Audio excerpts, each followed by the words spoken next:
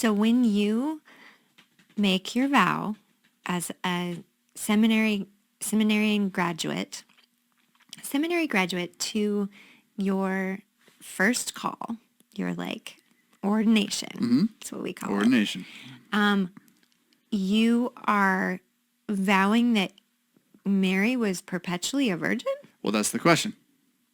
It's in there? Do the small court articles written by Dr. Luther as his final statement of faith, to which we subscribe as part of a correct exposition of Scripture, do they teach the perpetual virginity of Mary? No. Luther mentions his belief in it. Luther refers to her with the title. But there, and this is so important, I'm going to talk about Quia, quatenus in a moment for you who want to yell at me about it. So hold tight, okay? This is so important. There is no article on the perpetual virginity of Mary in the small code articles, nor in our confessions at all. There is no article on it. There is no statement of faith that this is what is and that we reject those who do not.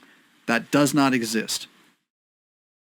So let me be crass and use another reference of Dr. Luther.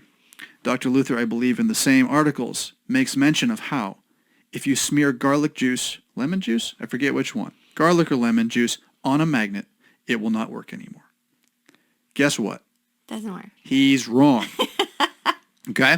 Thank God that's not the point of the article. That is not the dogma it is an example he's using to try to illustrate what the article is about, which I believe is about the two natures of Christ. I can't remember which one is it. And thank God the two natures of Christ still is true, even though garlic juice and magnets, like whatever. So the issue you have to wrestle with when you come to the confessions of either the Lutheran Church or any other church is, are they inspired and without error? Or are they a right confession? Right? A right confession of the faith. So when you are asked to subscribe to these as an ordination candidate, you are asked to say that they are a right confession of what the Scriptures say, not a new revelation of doctrines the Scripture does not teach. Right. Okay? And so that is not to say, now here's the Quia quatenus thing. So there was an argument a couple hundred years ago amongst Lutherans that, well, I subscribe to the Scriptures insofar as they say what the Scriptures teach, versus I subscribe to the confessions because they say what the Scriptures teach. And we are very clear in Missouri that we subscribe because they say what the Scriptures teach. And that the insofar as is a way of saying I don't actually believe what the confessions say. I want to get away from it.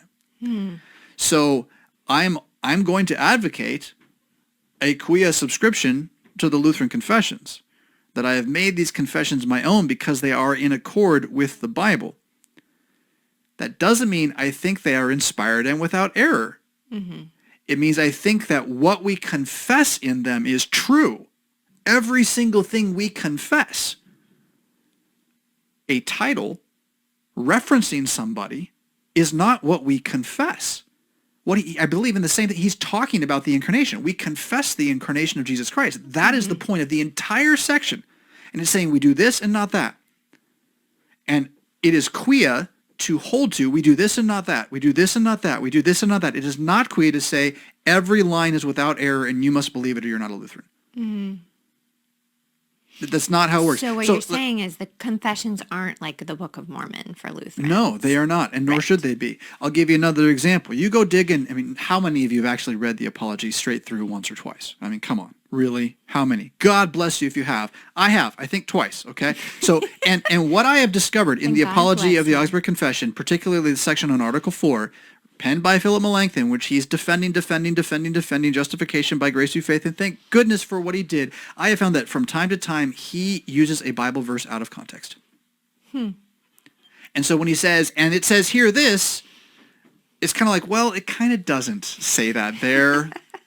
Not exactly. But you know what?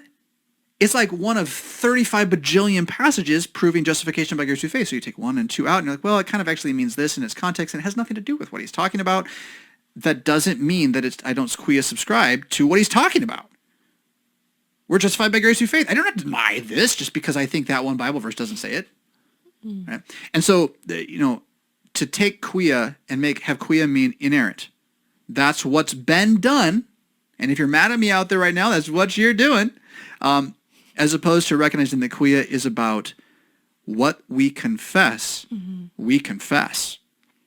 And the argument for it is made by men who made the argument. And no, you do not have to subscribe to every corner of the argument. But when it says we teach and believe this and we deny this, yes, you subscribe to that without question.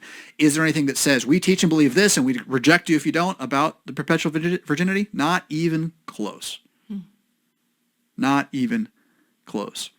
And so are you required to believe in the perpetual virginity of Mary in order to be ordained in the Lutheran Church of Missouri Synod? The answer is no, no, and most definitely no, even though 100 years ago most of the pastors did, even though all the Lutherans up to that point mostly did, even though a majority of church fathers also did. That's great. God bless them. They thought it was true. The Bible doesn't actually teach this, nor was it a point of controversy that they would even need to confess it.